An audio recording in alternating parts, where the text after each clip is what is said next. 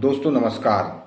माननीय उच्चतम न्यायालय का आज एक ऐतिहासिक फैसला आदेश आया है और उस आदेश के तहत माननीय उच्चतम न्यायालय ने ये कहा है कि विशेष गहन पुनरीक्षण यानी सर की प्रक्रिया के तहत जो वोटरों के नाम बिहार में काटे गए हैं उन 65 लाख वोटरों को के नाम जो है सार्वजनिक किए जाने का आदेश माननीय उच्चतम न्यायालय ने दिया है। और उच्चतम न्यायालय ने ये कहा है कि 3 दिन के अंदर उन सभी नामों को सार्वजनिक किए जाएं। ये एक बहुत बड़ी जीत की तरफ अग्रसित ये आदेश होता है, क्योंकि विपक्ष जो है इस पूरे मुद्दे पर मुखर है और विपक्ष ने जो है सड़क से लेकर संसद तक की लड़ाई जो है इस मुद्दे पर लड़ी है। सुप्रीम कोर्ट तक की, सड़क से लेकर न्यायालय तक की लड़ाई जो है विपक्ष ने इस मुद्दे पर लड़ी है। विपक्ष का ये मानना था, और देश अकेले विपक्ष का ही नहीं, देश के तमाम बुद्धिजीवी लोगों का और देश के लोगों का ये मानना था कि आखिर 65 लाख लोगों के नाम किस आधार पर काट दिए गए। ये जो वोट चोरी हुई है, उस वोट चोरी में कहीं ऐसा तो नहीं कि वोटों की धांधली करने का प्रयास किया जा रहा, वोट चोरी करके तानाशाही उत्पन्न की जाने का प्रयास किया जा रहा हो। ये एक शानदार जो है डिसीजन है, शानदार आदेश है। इसके तहत कम से कम बिहार के जो 65 लाख लोगों के हक और अधिकार छीनने का काम किया गया, वोट चोरी करके जो संवैधानिक मूल्यों को और लोकतांत्रिक व्यवस्था को बदनाम करने का काम किया गया, कम से कम उस लोकतांत्रिक व्यवस्था को बनाए रखने का काम ये आदेश निश्चित ही करेगा। और इस आदेश के तहत जो है देश के लोगों में, विपक्ष में एक विश्वास भी जागा है कि कम से कम कुछ निष्पक्ष जो है प्रक्रिया अपनाई जाएगी।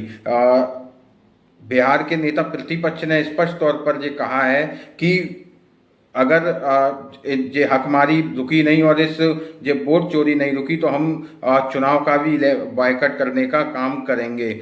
तमाम सारे एक्टिविस्ट इस पूरे मामले पर मुखर हैं, तमाम सारे जो है विपक्ष के नेता इस मामले पर मुखर हैं, सड़क से लेकर संसद तक मुखर हैं। और इसमें हमने एक चीज़ देखी कि जिस तरीके से 2019 में वोट चोरी हुई, 1 करोड़ से ज़्यादा मत कुल पड़े मतों के गिन लिए गए। 2024 में लोकसभा चुनाव में 10-10, 15-15 दिन के बाद जो है परसेंटेज देने का काम किया, परसेंटेज जो है जनता को सामने लाने का काम किया कि कितनी वोटिंग हुई है। ये एक तरीके से धांधली का काम और बढ़ाकर परसेंटेज देने का काम किया।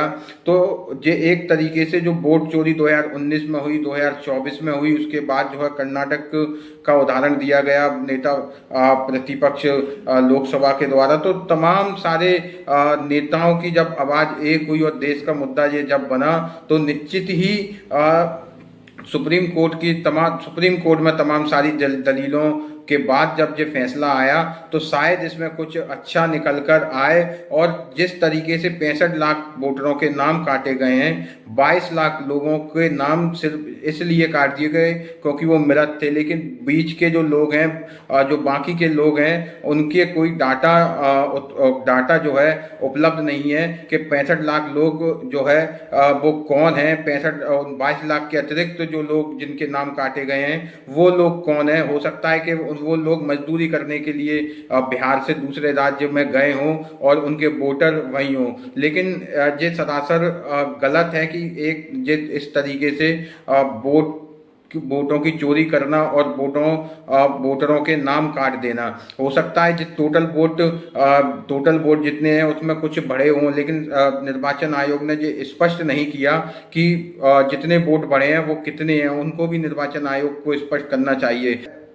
सरकार की घेराबंदी, तो सरकार का कहीं ना कहीं इसमें हस्तक्षेप नजर आता है। और सरकार और निर्वाचन आयोग की घेराबंदी तो तभी उत्पन्न हो गई थी जब सरकार के द्वारा निर्वाचन आयोग की नियुक्ति में फेरबदल किए गए थे और चीफ जस्टिस ऑफ इंडिया का नाम उसमें से हटा दिया गया था। उसी दिन से जो है एक तरीके का समझा जाने लगा था इस देश के अंदर कि अब निर्वाचन आयोग जो कठपुतली बनकर केंद्र सरकार की, भाजपा सरकार की रह गया है। बंद पिंजरे में तोते की स्थिति जो निर्वाचन आयोग की उत्पन्न हो गई है उसको आज़ाद करवाया जाना जरूरी है।